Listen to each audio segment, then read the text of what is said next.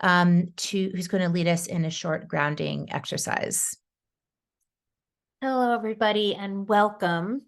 So, as we are going to discuss throughout the evening, taking in and talking about this information can stir us up. And we want to be able to, we call it build our window of tolerance, just build our ability to cope and be able to sit with this tough stuff and still feel like we're in our bodies and we're feeling okay. So, there's lots of different ways to do that. One of my favorites is a little grounding exercise that I'm going to lead you all on. I prefer to close my eyes. You do what feels comfortable for you.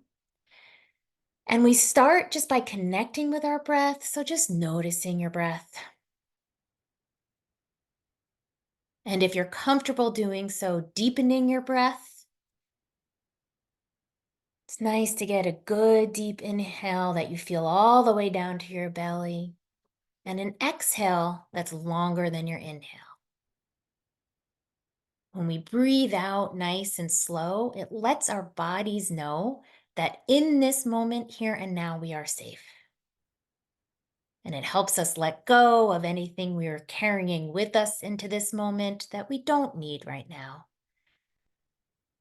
As we breathe out everything that doesn't serve us. And then I like to imagine that there are roots coming out of my feet, coming out of my bottom where it touches the chair. And as I breathe out, I send those roots down into the ground. You can imagine them going past the carpet and the concrete and the foundation, all the way down into the living soil. Send your roots down, and as you breathe in, you can imagine, just like a tree, that all the things we need to take care of ourselves are coming up through those roots into our bodies. Breathe in and just let that grounding, holding from the planet Earth come up into your body. You might feel it start to rise through your legs and into your belly. And as you breathe in all the way up to your chest, drop your shoulders. And let that grounding energy come all the way up to the top of your head. Can imagine you're sitting or standing like a tree, rooted and solid in the earth, and connected beneath the earth to all your loved ones, all your community. Just take a few more deep breaths from this place. Breathing out, feeling those roots go down. Breathing in, letting all that love and holding from the earth come up.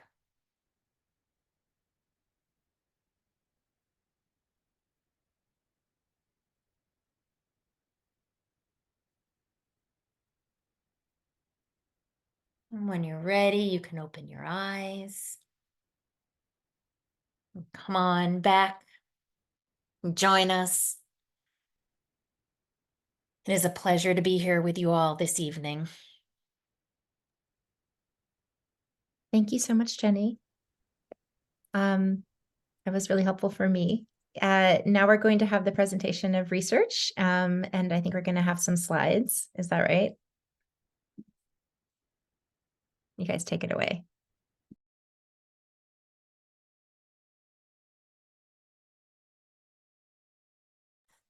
There we go.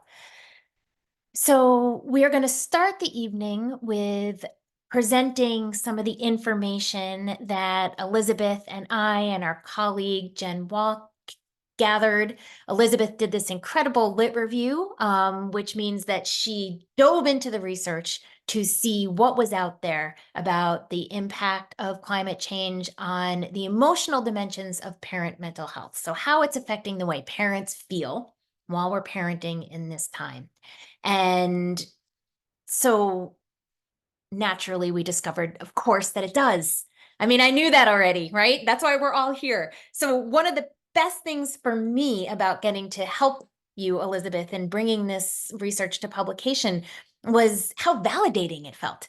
Because for the longest time, I felt like I was in this vacuum, just kind of, spinning in my own anxiety. And I didn't really realize how many other people were sharing in this experience. And when you look at the research, what you discover is so many of us are sharing in this experience. And so many of the things that we're going to talk about in the upcoming slides that have weighed on me in so many ways for so long, well, it's true of so many of us. And even just knowing that helped so much. So for me, helping to, bring about this research to publication. Jenni, you just went on mute. Sorry about that. Super validating, super helpful for my own emotional well-being. So we can go ahead to the next slide. So having said that these experiences are so common, there's also so many ways in which for each of us, they are unique. There's no universal experience of parenting. We know that. It's equally true when it comes to parenting through the climate crisis. And so this graphic up here is known as the ecosystemic model. And what that really means is it's a way to see how everything affects a child and a family. And we're not just parents and children isolated in a little bubble, right? We're always impacted by the neighborhoods we're in, the community we're around, and how well supported that community and those neighborhoods are by society. So things like whether there's access to services like childcare, whether there's access to nature and green space, how well funded our schools are, what kind of natural supports we have around us, what kind of transportation we have to get to the places we need to go. All of those things impact us, right? As does things like institutionalized racism and historical trauma, our relationships to the land, our relationships to family, our access to healthcare, our economic resources, right? So we can get out bigger and bigger in these concentric circles and realize that how we are situated in our family, community, neighborhood, how marginalized our communities are by society, that all of these things are going to impact how we feel as parents all the time, and specifically around how we're parenting in this changing climate. And then when we get all the way out, we're talking about, the planet itself and how that impacts us and the climate crisis. All right. Next slide and next speaker. Thank you so much, Jenni. Yeah, just to give some of the bones of the research paper. This was, born out of my own climate anxiety and distress, and in partnership with Jenni Silverstein and my thesis advisor, Jenni Walk, was published as an academic paper back in September. As Jenni mentioned, we were looking in this paper at how concern about climate change affects parents' emotional well-being. And so what's really important to name as we talk about this paper is what's not in this paper is how things like extreme weather events affect parents' mental health. So the direct experience of living through a wildfire, a hurricane, those can be incredibly traumatic and have a profound impact on our mental health and well-being. But this is not what this paper looks at. This is looking more at sort of this worry about climate change.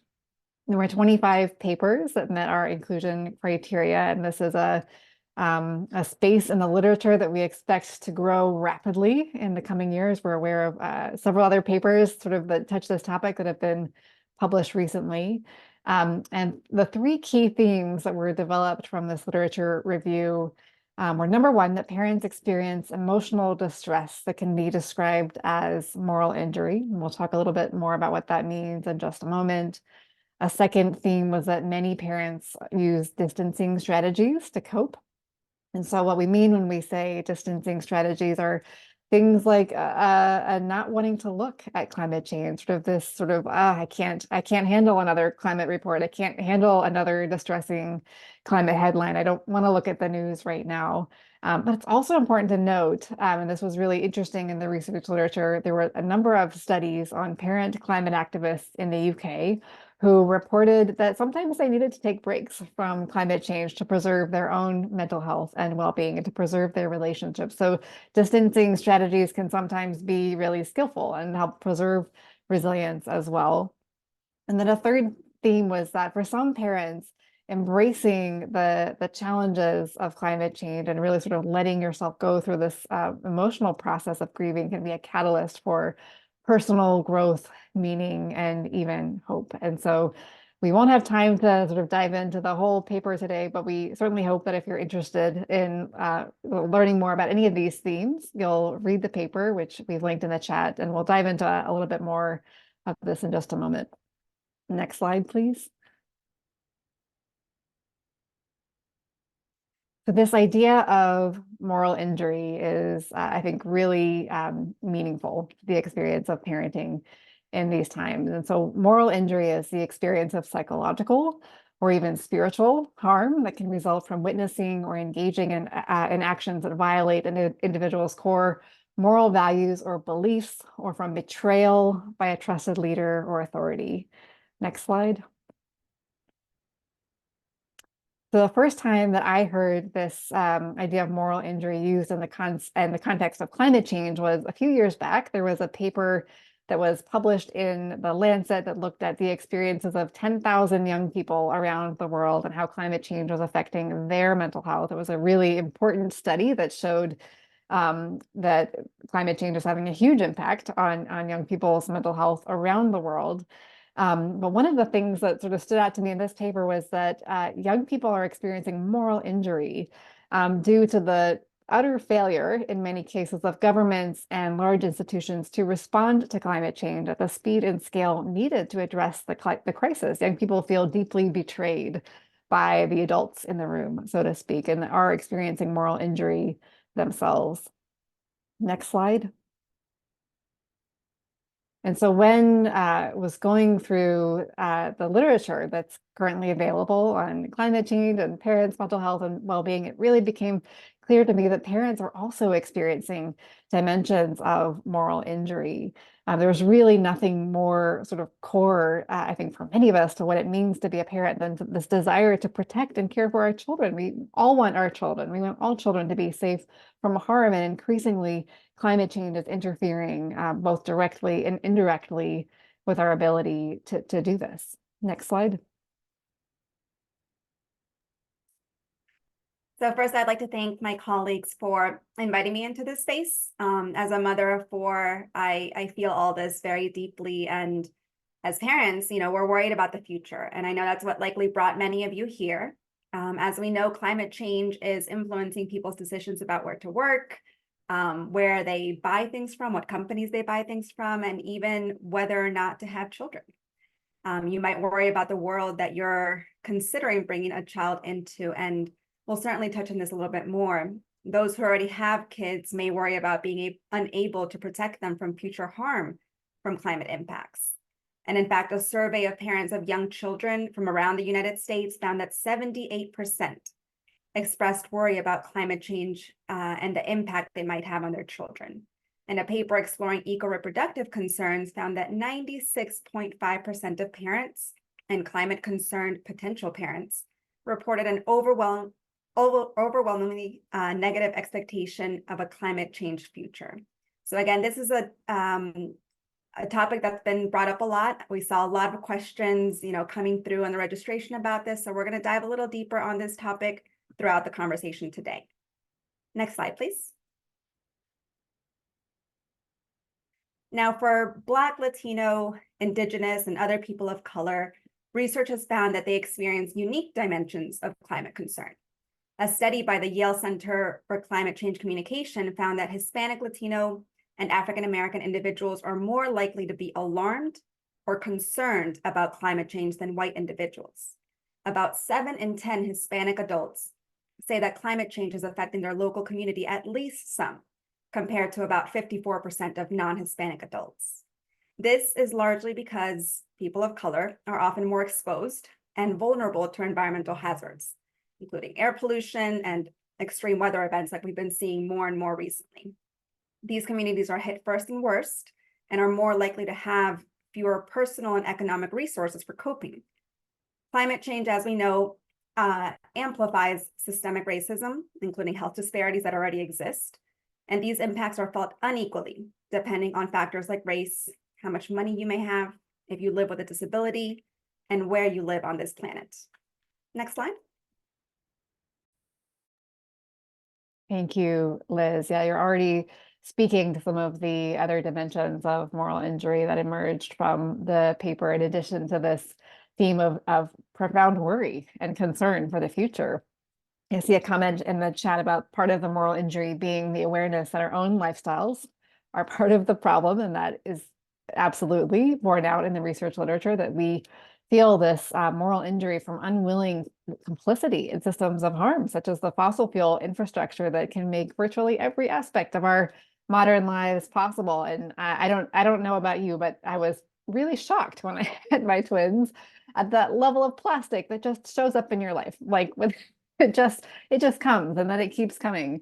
And the more you know about climate change, the more you know about plastic, the more that feels really difficult to face sometimes on a day-to-day basis.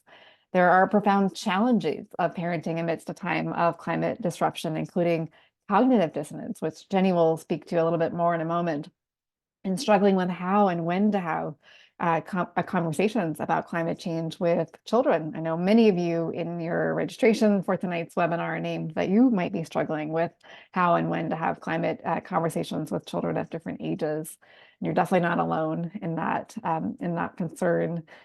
To Liz's point, climate change is one of many frightening threats that parents are facing, and this was really clear in the research literature, that it's not just climate change ever. It's this sort of overwhelming feeling that can be described as sort of awareness of living in a time of polycrisis. It's climate change plus gun violence, plus systemic racism, plus conflict, plus political instability, plus pandemic, et cetera, right? So the sort of overwhelming threats that can be coming from every angle, and sometimes on an individual level, parents who have children with special needs or are often dealing with things that are quite frightening, sort of on top of this sort of burden of feeling like the world is falling apart.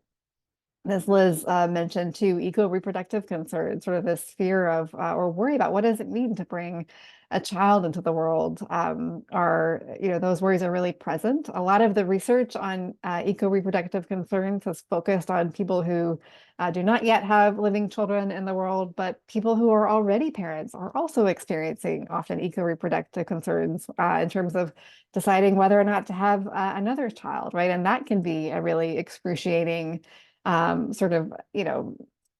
guess, dialogue to be going through with yourself. Like, do I do this? Do I not? I know that, that's something that I've been through in my own life. And so, there's really a lot of pain in many of these experiences for many parents.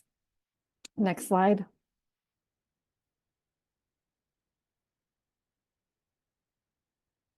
We wanted to underline a quote that was from one of the papers that was included in the literature review, because we thought it really captured a lot of the experience of what it's like to parent in these times. And it says that parents are left to walk a tightrope between being honest and being comforting, between empowering their kids and weighing them down with the responsibility of saving the world. And I don't know about you, but one of the things that I personally find most challenging about parenting in these times is the feeling of never really being sure if I'm getting it right? If I'm leaning too far into the honesty, or if I'm leaning too far into the protecting my kids from difficult things, right? There's really no roadmap for this. There's no guidebook, right? And so we are often just feeling uncertain in our experience of parenting, and that too is quite a lot to carry in these times. Next slide. Right. So another thing that really stood out in the research for us that we want to take time to explain is the notion of cognitive dissonance.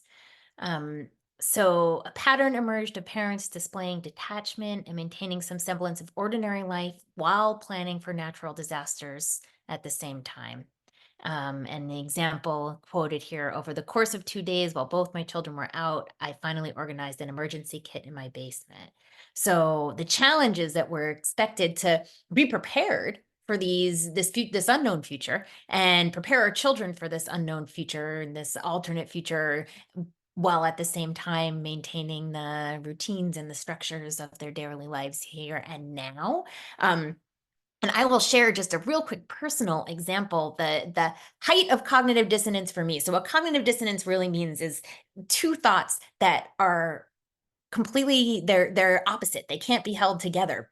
And yet we're having both of them at the same time. And then that causes a lot of anxiety to hold those two things at the same time. And I remember because my community has had a number of wildfires, and after a while, we just get in the habit of being ready to go whenever, there's what they call it a red flag day, whenever there's a concern that there might be a fire. And my daughter she has a million things that she loves, right? So whenever I'm getting ready thinking that I might have to evacuate for a fire, I'm thinking about all the stuff that I know she loves that I want to make sure that I take with us so that she would have them no matter what. But at the same time, I don't want her to know that I'm worried that there might be a fire and that I'm packing for a fire. And so I can't tell you how many nights I have laid awake just anxious about this. Like, how do I pack her stuff without her knowing I'm packing her stuff? And do I know where all of her stuff is so that if there was an emergency and I did have to grab it, can I grab it really quickly? And so that to me is like my personal kind of prime moment of cognitive dissonance. How do I keep things just normal and safe feeling for her while also protecting her future? So next slide.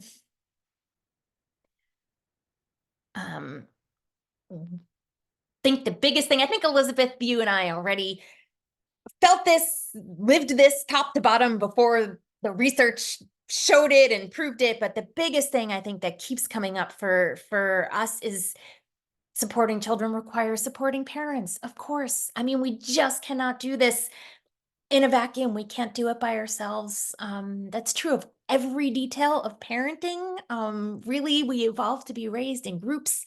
Our brains are adapted to being raised in groups, and the current social structures we have are actually very isolating. And even without adding climate to the mix, it is incredibly stressful and hard to parent without support. It's not how it's meant to be done. And when we're in that situation, we feel it.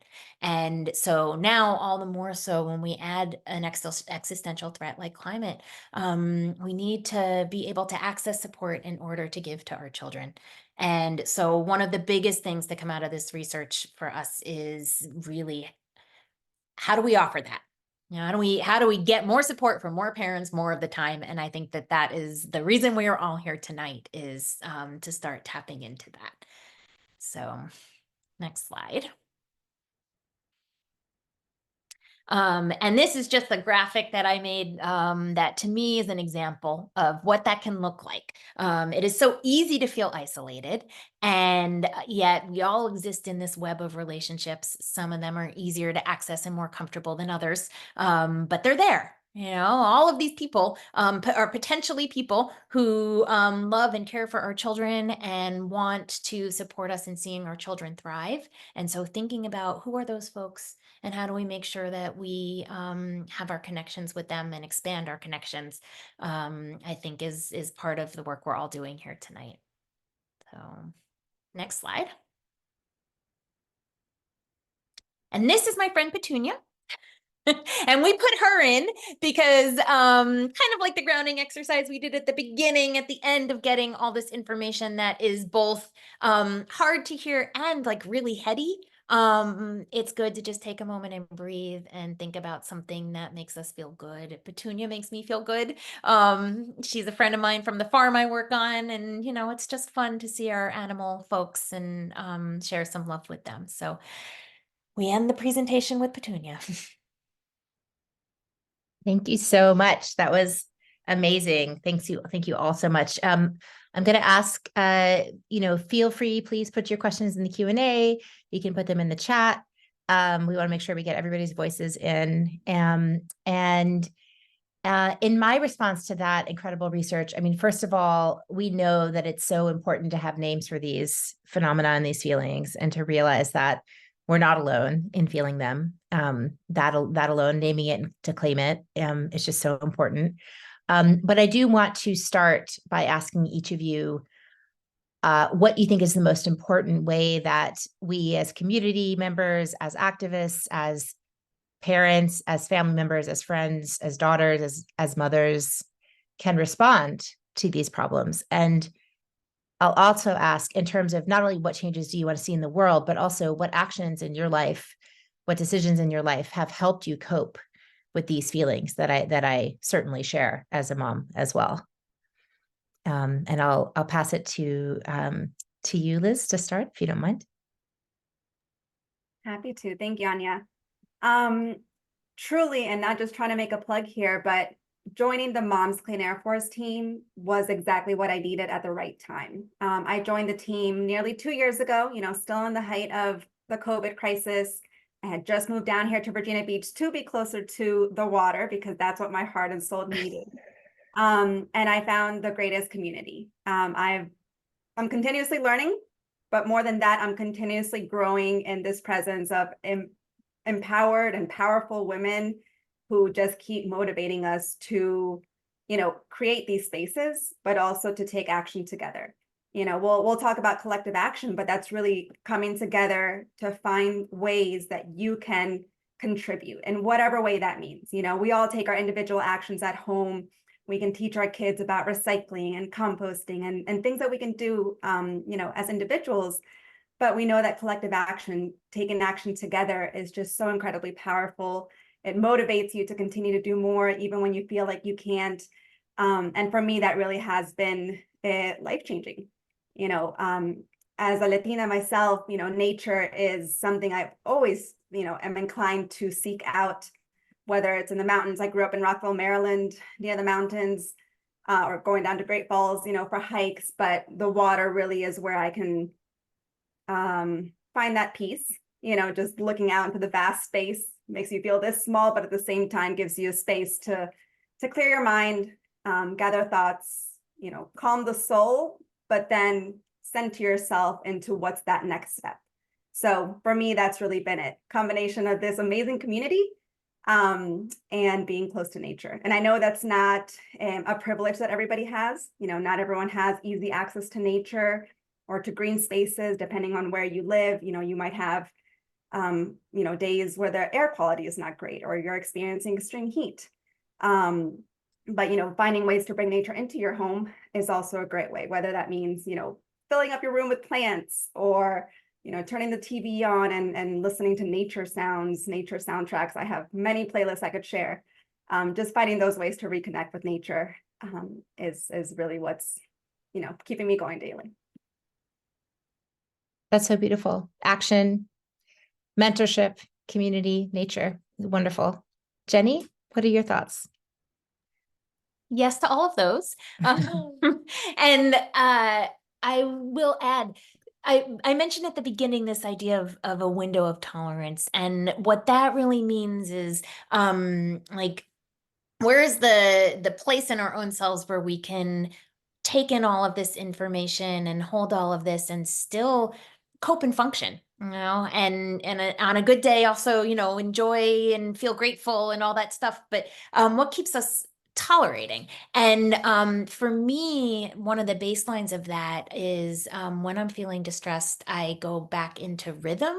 Because, most of us are parents here. We know we rock our babies, right, at a certain rhythm, because when they're in the womb, they actually get used to that rhythm as being very soothing. So it is a way that we can always soothe ourselves as our children, ourselves as adults, is by going back to that kind of basic rhythm that our whole lives has always soothed us. And so anything, walking, running, listening to your favorite music, crafting, gardening, anything that uses your body in a rhythmic way, soothes your body, and that helps. And so for me, I do those things outside mostly, because that also soothes me, but that's, personal preference. Any rhythmic activity that you enjoy is good to bring more of into your life, or access it as much as you can. And then, the other thing, like you said, Liz, is finding that community. And so, from a climate therapy point of view, we are always encouraging folks to what is it that is your passion and your interest, and could be planting trees, it could be cleaning up rivers, it could be being an activist, marching in a protest, whatever it is. If you find the time and space to do that thing, then you will likely find people who care as much as you do, and you can start having that kind of connection that Liz was talking about. Beautiful. Thank you, Jenni. Elizabeth, I'm hoping you can also chime in with thoughts about structural changes that we need in order to respond to these issues. Yeah, definitely. I mean, in terms of what helps me cope, I'll echo everything that has been said. I think taking action with others is profoundly important. And as sort of Jenni and Liz both pointed out, there's something about being in community with other people who care that is profoundly healing. I think especially for anyone who has felt like deeply isolated in their climate concern, as I know I did probably for the first couple of years of being in deep distress about climate change, but sort of having people give me the blank stare or try to change the conversation every time I would bring up, the topic with friends and loved ones. So finding people who can sort of hold your grief with you, but also take action. There's a quote that I love that I'm totally blanking on who said it, but it's there must be those among whom we can weep and still be counted as warriors. And maybe someone can find that author of that quote in the chat. But finding the people that you can be warriors with is incredibly powerful. In terms of structural changes, I mean, gosh, we absolutely need to reduce our dependence on fossil fuels. We need to push for pollution protections, right? These are sort of at the highest level. We need to be taking actions that help mitigate the climate crisis. But I think there's also a lot that we can do, and those sort of bigger actions in terms of like pushing for stronger pollution protections from the EPA, pushing for better laws. That's a lot of the kind of systemic change work that Moms Clean Air Force does. And I think there's also a lot of opportunities to help sort of promote local efforts to promote community resilience. I mean, one of the, the pieces of legislation that we've been supporting over the last year is the Community Mental Wellness and Resilience Act. So legislations and policies that help, put money in communities to help sort of build local infrastructure for, say, group support around climate change. Those are incredibly important as well. And we'll definitely include in our follow-up resources some great ideas for connecting with groups. In addition to Moms Clean Air Force, the Good Grief Network is an organization I would highly, highly recommend for their group-based support around climate distress, as well as spaces like climate cafes. And as you mentioned, Anya will be following up with more information about climate cafes as well.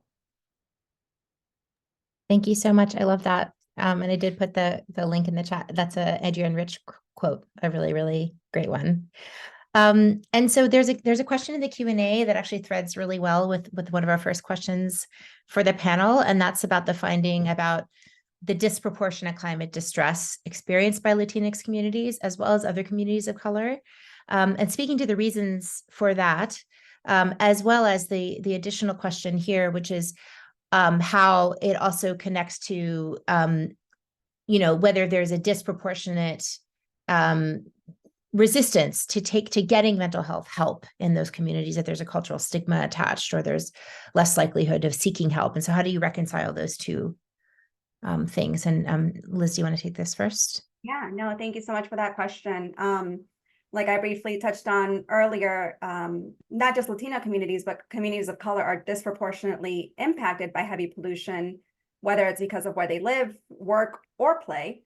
A lot of these communities are often sited near oil and gas wells, near highways, near industrial facilities.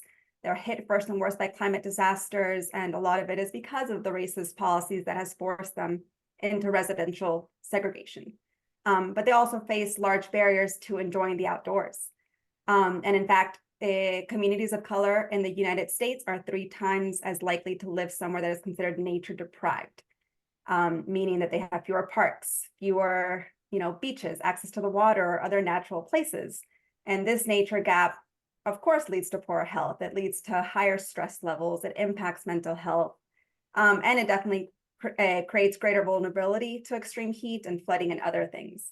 So it's impossible to not think about the mental health impacts that all of these cumulative factors impose on these communities. As a Latina myself, understanding how much of a stigma or a taboo topic mental health was, and then coming into the space really empowered me to speak more about it. And I hope that these conversations really empower others to do the same, because we have to break those generational barriers, because many of us were raised by, incredibly strong parents and grandparents, and like lines of folks that had to overcome incredible struggles, immigrating to the United States. And so mental health was always put as a last area of concern, because there were so many other things to think about: putting food on the table, finding, your second, third job to bring, a proper livelihood to your family. And so I think, thankfully, a lot of us are privileged to be in this space where we can open those conversations now with our families, with our loved ones, with our friends and our colleagues, and really have those hard chats. The same way that we, need to open up those hard conversations with our children, same needs to happen throughout multiple generations before us. And I know this is not just true for the Latino communities. There are other communities that face similar hardships, and having those conversations, and it doesn't have to be all at once. I know I started sending things to my mom via Instagram, just like subliminal messages, and those eventually turn into greater conversations. But you start somewhere, right? You start with a little thread of a conversation. And again, it's not to put you in a space where you feel overwhelmed, right? But just, again, extending that arm to be able to connect with somebody, I think is a great place to start. Wonderful. Thank you so much. We're getting some great questions in the chat, and we're going to get to them really soon. But I did want to get to this other question for the panel.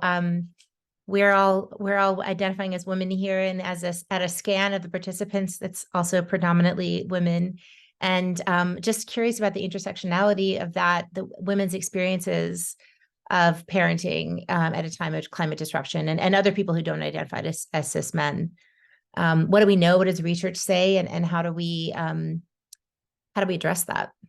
Maybe Elizabeth, do you want to start?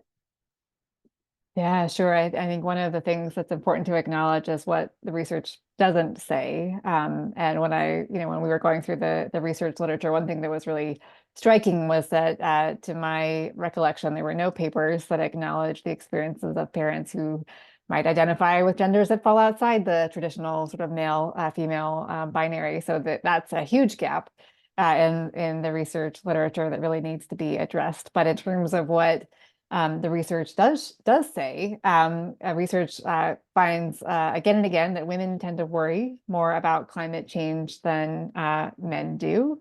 And so, that suggests that women are sort of walking around with this heavier emotional, burden when it comes to climate change, and a lot of, theories as to why that might be the case.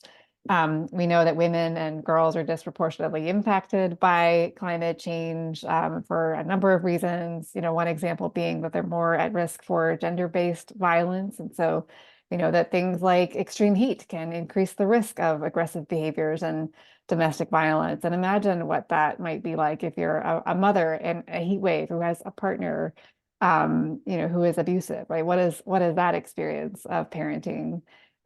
People who can become pregnant, are more vulnerable to adverse birth outcomes, like preterm birth, low birth weight. That experience of having a child, who is born too early or too small is often very gendered.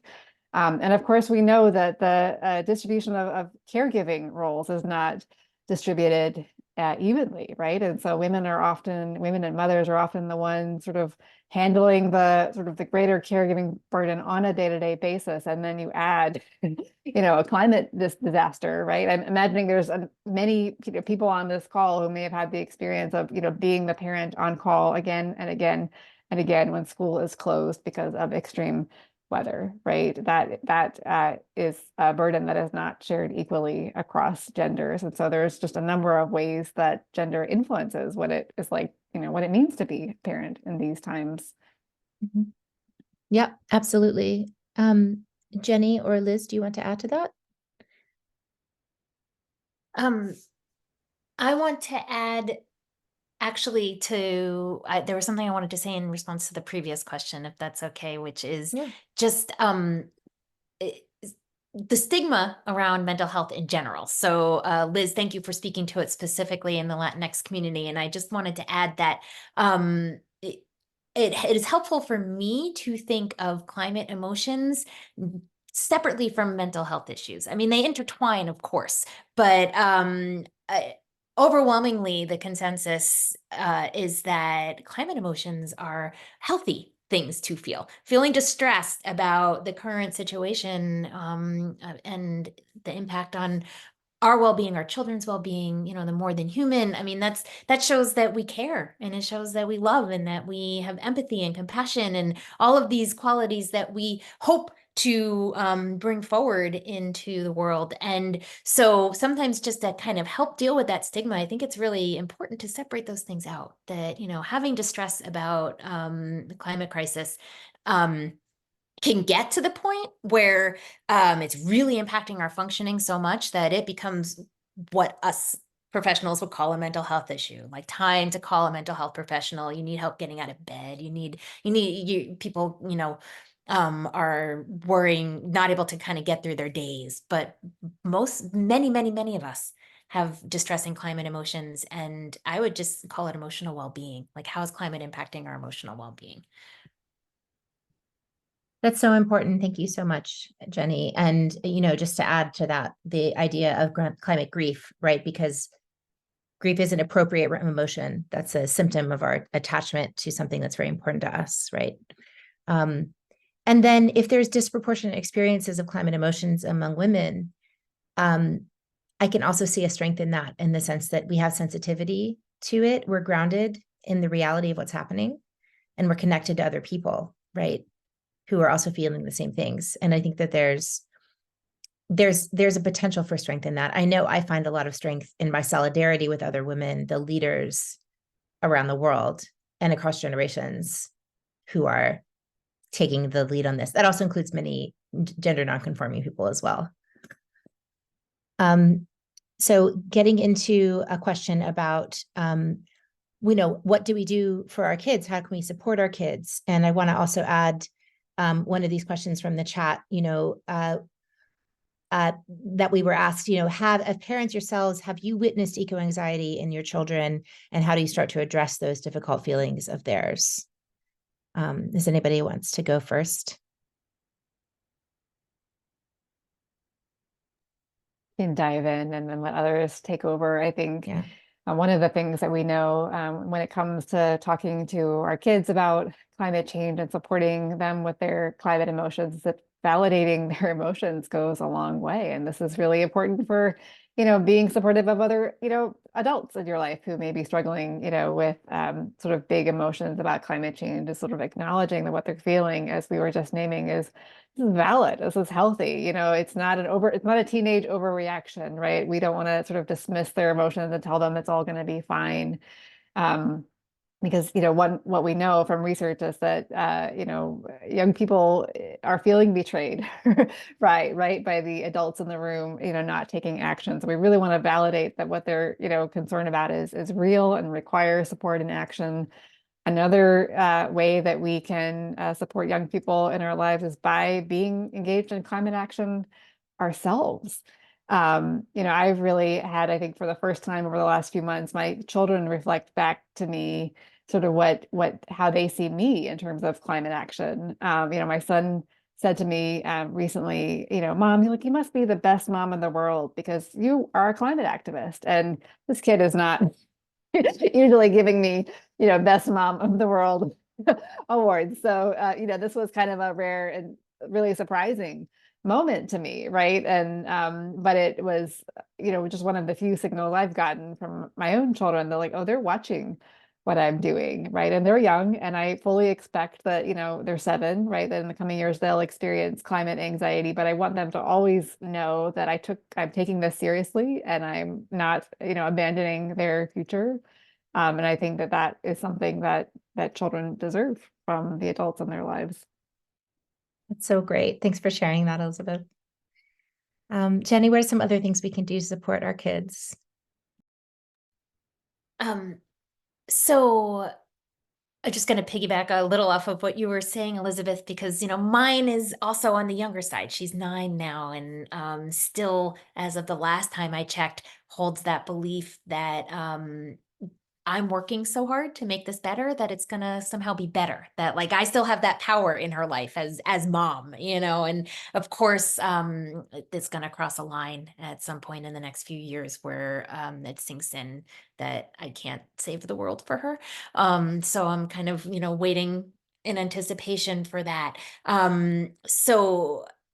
But I think I'm going to go back a couple steps to early childhood, because that's really my my expertise is with the real littles. And I think it's so important when they are really young that we help them fall in love with this world, and ideally for me, that means getting them connected outside with, other living beings. But even if it's hard to do that, if we don't have access or can't, feel comfortable outside, there's still so many ways just to really reinforce that sense of connection and responsibility. I mean, there's tons of all the books that we read to kids about animals, kids love stories about animals because they want that connection with the more than human world. And then, it's with littles, I think it's so important that we start introducing these things in a concrete way that shows ways that we can show our care and take care of the planet. And so we turn off the water. We don't let it keep running in the sink because we want the animals to have the water they need to. And we turn off the lights because it's better for the planet. I can't tell you how many times when my kid was little, it was, this is good for the planet. We're going to do this. That's bad for the planet. We're not going to do that. Just that really simple, concrete language. And so I think really that's that, and also showing and telling all the adults who care. And so with the little ones, it's like, let's go out and, pick up litter with this whole group of people who care just as much as we do, that, the world is beautiful and clean for the animals. And I think you can follow that trend as they age. It can expand outward and get more abstract and complex, but that same idea of like, we are not in this alone. And yes, you've like learned about or confronted this problem. We validate their emotions, we recognize that the feelings are real, and like, look at all these people who care. Look at everyone else who's trying to solve it too. Amazing, Jenni. Liz, is there anything you want to add? Yeah, thank you. Both of those were great responses, and absolutely something that I bring to my kids as well. My youngest is 8 and my oldest is 14. She's in high school. So definitely varying levels of, climate emotions or even knowledge of what's going on in our world. So I think one of the main things, especially from a high schooler who has, even more sources of information coming into her world, is just monitoring that information. We're in a stage where misinformation or disinformation is so rampant that we have to be able to control that information being fed to our kids, and point them to the right resources. So many good ones in the chat that I need to write down. But there's incredible books. We actually spend a good portion of the summer going to the library and picking out some climate books, because again, because of my work, my kids are a little bit more interested in the specifics, but understanding that they have different levels of learning at this time, wanted to pick age appropriate books. So we started there. But again, it's identifying what each kid, wants to put forward, what their skills are, what their interests are. Like I have my son, Gabriel, he really loves getting out there in the community. So he's the one that comes with me to plant a tree. He's the one that comes with me to pick up litter at 8 a.m. at the beach, whereas my daughter, Lena, she wants to be heard. She wants to declare that this is an emergency. We need to act now, and everybody better listen to her. So it's just leaning in on their values, their skills, their interest, and really helping to nurture those various things. I love that so much. It's such a piece of general parenting wisdom, right? Just to meet every kid where they're at and help them see their path to efficacy. And just on the personal note, I mean, I've had experience of my older child expressing climate anxiety pretty intensely at a pretty young age. And, it's something that really stopped me short and really got me on this path where I ended up kind of changing my whole job and my career because of how intensely they expressed that. And I think, we can do our kids a favor of listening to them and letting them know that this is not theirs to work on. It's ours. We're the adults. And as much as we want them to have a voice, it shouldn't be up to them. And they also deserve a chance to be children. And, you talk about information in terms of misinformation, which is very true, but there's also information diet, right? Like how much are we actually taking in, and are we balancing and looking at the solutions that are out there and the positive changes that are being made? Sometimes I feel like, that's not given as much airtime. And I know you can always seek it out, but that's something I really do try to do as well, to make sure that people understand, because it's been astonishing. Obviously, the rate of what's happening in the climate is astonishing, but also the energy of activism and the amount of change that's happened just in the last 5-6 years is so incredible. And I think that we can help our kids be aware of that also. These are such unprecedented times in so many ways, right? We're heading into the last 15-20 minutes. And there's plenty of time for everybody's questions. There's a Q&A. Oh, this is actually great, because this is something that we thought about as well to address. So the Q&A is, I'm more of a climate advocate than my wife. It's hard for her to make some changes. It has caused friction between us. I refuse to fly in a fossil plane. What do we do when these things cause arguments between us, or we don't see eye to eye? Who wants to take this up? I'm gonna knock this to the clinician, Jenni, to start. Yes, I know how that feels. Let me answer first as a wife and a human before as a clinician. It certainly has caused its share of friction in our household. Not that my wife doesn't care, just that I'm like, it's so big for me, and I think I have had to deal with first of all, a little bit of, in all honesty, letting go of my own desire to control everything. Like, okay, really just like concrete, simple example. I finally found the laundry detergent I like that doesn't come in plastic. And then I come home a week later and my wife's gotten the Costco sized plastic one. And I finally said, you know what? You use that. I'll use mine. We can have 2 laundry detergents in this house, so that's a little simpler than a plane, because whether your family goes on vacation, to some place you have to fly to or not, obviously is a decision that you have to come to some agreement on. But in all honesty, I have really leaned into the realization that the carbon footprint, which many of you I'm sure have heard of, this idea of, all the things that we are doing that contribute to putting carbon in the environment and adding to climate change, that idea initially came from BP as an ad campaign to get people to focus more on their individual actions and less on the need to make structural and systemic changes that reduce our use of fossil fuels. And when I learned that, it made me let go of a lot of the layers of control, because I still want my family to be as green as possible. And also I feel like there's more, I can achieve more by engaging in collective action to change these big things. And that means that it's okay if I put a little less energy towards fighting my family over the little ones. And that just kind of has been my personal way of reaching some peace with that. I love that. 2 things that occurred to me while you were saying that. Number one, Esther Perel, who's like one of my favorite thinkers on modern day couplehood, talks about how couples tend to hold 2 sides of a polarity. So if one person tends to be more anxious, the other person tends to be more grounded. And it can often happen that climate change becomes like, well, that's your thing. And so therefore it's sort of not my thing. And so you hold that. And it is an anxiety. So it's sort of worth like probing underneath, and like, probably if you're married to this person, like they also know that climate change is real.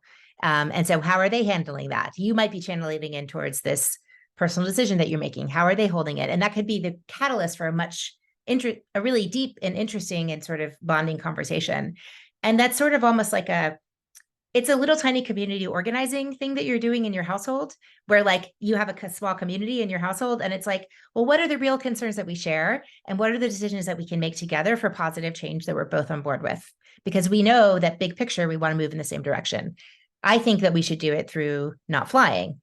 what do you think we should do? And what can we both agree on that we're both going to feel good about? So that's kind of that's a suggestion of a way to look at it. I do want to make sure we get to this great question in the chat about the connection between climate parenting and decolonization and white supremacy. I'm assuming that the person is in favor of decolonizing from white supremacy. I'm just making that assumption, but who wants to start with that? I can start with, a quick note, and others can add more. There has been a book that has really been influential for me in my own sort of continual learning and thinking about sort of all of these topics. But, when we think about decolonization and white supremacy, these have a lot to do with how we think about power and who gets power and how power is distributed, who doesn't have power, et cetera. And this book, Parenting Beyond Power by Jen really has been eye-opening for me in terms of thinking about like how am I teaching my kids about power in parenting. A lot of our sort of traditional parenting techniques are sort of replicating the very systems that we are trying to deconstruct in the world. These sort of power over, like, if you don't eat your vegetables, you don't get iPad tonight. These sort of like threats that we, make, might seem sort of silly on the surface, but like we're using these sort of threat and punishment models with our kids often. And I know that, many of us were raised these ways. And so I will just offer that book has been really influential for me in thinking about the sort of connections between these topics. And it's an ongoing learning journey for me. And just to build off of that, that's exactly right. Really putting power back into the people.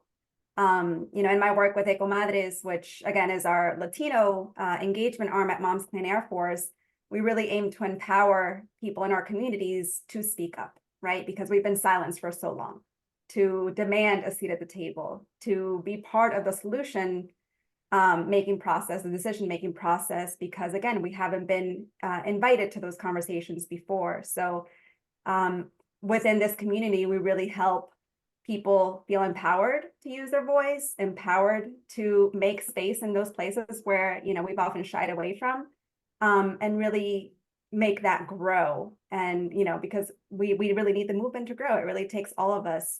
And I mentioned, I came to Moms about 2 years ago. It's because I found myself in a place in my career where I didn't feel like I was making enough impact.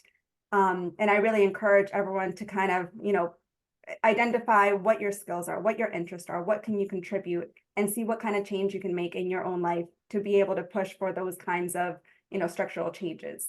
I know everyone has the power to do so. You just have to really do some hard, thinking and identifying the ways that you can contribute. Doesn't mean a whole career change. That was just my personal example.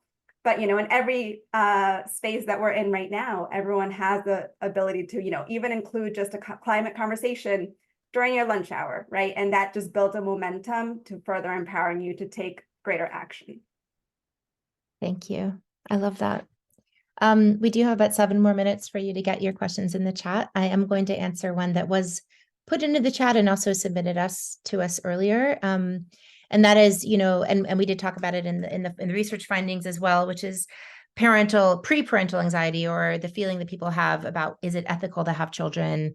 Is it okay to have children? And, there's so many things that could be said on this topic. And I think that it's just really important to name that we're living in a time in a society that, as it has been historically in a patriarchal society, it's pro-natalist. So there's a lot of pressure on women to have children.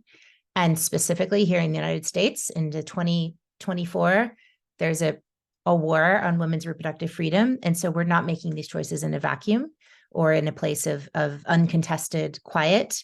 And it can be so hard to listen to your own internal voice in that kind of environment. And so we have to be very loud and say that all these choices are valid and there's no right or wrong here. In the question of the ethics of having kids, obviously we're here as mothers on this panel. And so as a mother, what I have to offer is to say, you do not have to become a mother or a parent to have love in your life or to share love with the next generation. There's so many different ways to do that. And I think in our society, that's, capitalism pushes us into individuality, into the nuclear family, but that's not the only way to live. And so in some ways, the question of whether or not to have children is too binary. There are so many ways to have children in your life. If you're an auntie, if you're an adoptive parent, a foster parent, if you work with children, you're loving children and you're helping bring up children. So do I have kids or not have kids is not the only answer to that question. And the other thing that's very true is that every single person who's alive right now has an ethical responsibility to shape a better future for the children and for future generations, period. And some of us are doing that work in so many different ways, right? We're doing it as activists, we're doing it in our corporate roles, we're doing it as artists. And some of us, I think, are doing it directly through our parenting, because parenting can be transformational climate work. And if you think about the children that are being born today, tomorrow, next year, in 5 years, they are the adults of 2060, 2070. And my hope is that some of those children are going to be raised by people who are very, very concerned about the climate, who are very worried and are very upset and wondering if it's the right thing to do. I think that that is the right spirit to bring kids into this world. And it's this kind of spirit that I try to parent with.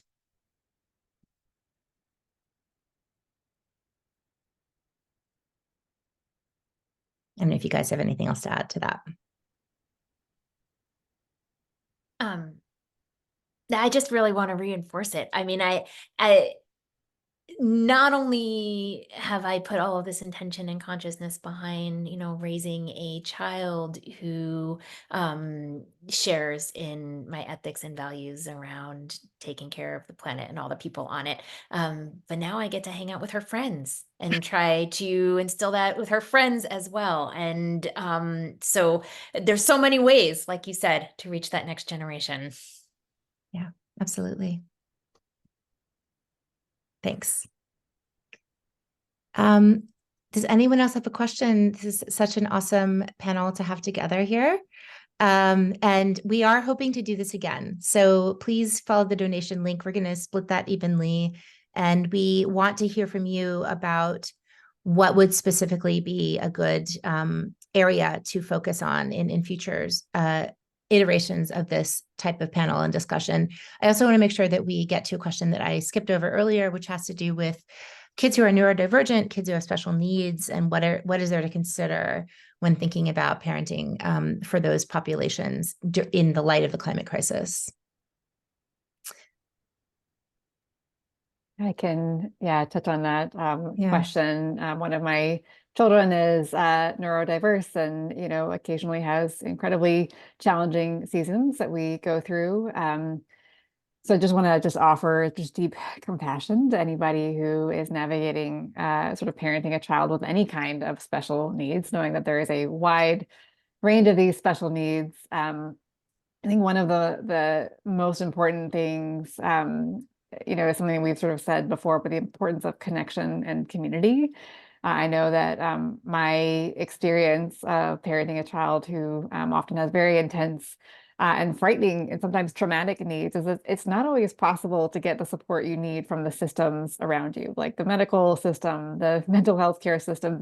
They're not always functioning sort of the way that, we would hope that they would. And so that makes the relational infrastructure all the more important. And I think this is going to be increasingly true in a time of climate change, right? We are seeing already strain on our healthcare system, strain on our mental health care system. And so if you have a child who, needs those systems more than the average child does, that makes the relational infrastructure even more important. And I can't, tell you how many times I've sort of been through a crisis moment in my own life, and it has been the friends that I could reach out to and really say, hey, this is what's happening in my life right now. Like, I really just need some support.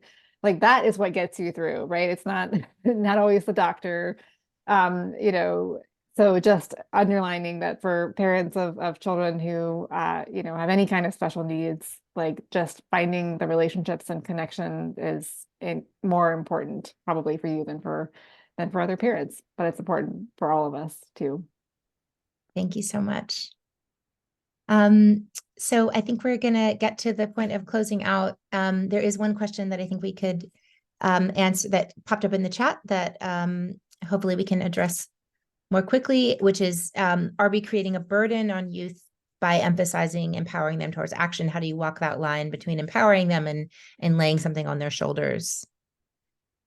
Is anyone? Thank you. I'm glad you caught that one, Anya, because I wanted to address it. And the answer for me just lies so much in showing the both end, you know, that first of all, action in community, and secondly, look at all of the adults who are taking all of this action already. And like so many others have been saying, like, where do we, Liz, you said, you know, what's their passion? Where do they fit themselves into work that is already happening? I think it is super important that our messaging not end up suggesting that this burden falls on them alone. Thank you so much. So I think we're going to transition into the grounding exercise. I'm loving hearing the expressions in the chat. We're going to definitely have, like I said, follow-ups, more links, and ways to participate in upcoming conversations. People are asking, can I hold a conversation like this in my community? We say yes. This is not patented. We want people to help and be happy to maybe create some kind of toolkit to help people, especially share this information. But thank you all for joining, and everyone who came and participated in the chat added so much to the conversation. So thank you all. And I'll pass it along to you, Jenni, for the closing. All right. So thank you all again for being here and participating. You know, this stuff is, there's something we talk about in therapy called parallel process, which is the idea that what our children experience, we experience. And so I'm feeling that so much right now that we all want to know how to have these hard conversations with our kids and how to help them feel held and safe and how to bring it up and all of that. And we just got a little microcosm of that because we all came here and chose to experience having this hard conversation with each other and exploring how we can feel held and how we can be in community and take care of ourselves while we're having those conversations. And so I start with like a meditation. I like to end with a little movement because we've all been kind of sitting here in front of the screen for a long time, and rhythm and movement help us so much. And so, you know, just go ahead and stretch, go ahead and move, stand up if you need to, rock like you're holding that baby. I do that all the time still, even though mine is 9, you know, and all that movement just, it helps get our bodies feeling grounded and safe. And the rhythm helps us to know that we are safe. And again, it's just, you know, thank you all for being willing and brave enough to show up and participate in this and share it with your children or the children in your lives, however you feel is best. So thank you. Thank you so much, Jenni. Thank you, everybody. More to come. Yeah, and if before we hop off, I could offer one plug that next week, Mom's Clean Air Force is hosting an event all about climate change, air pollution, and young people's health. It will be live streamed by Parents Magazine. It's being held in DC on February 8th, which is next Thursday, but you can watch online, and the link to register for the live stream is in the chat, and you'll hear a lot of the themes that we talked about today echoed in that event as well. So we hope to see you there.